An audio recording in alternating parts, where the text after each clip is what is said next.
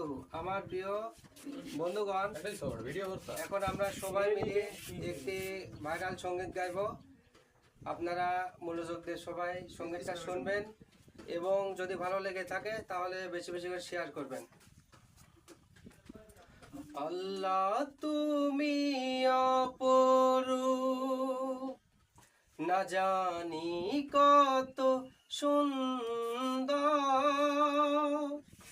তোমায় আমি সপেছি প্রাণ, সপেছি এই অন্তর।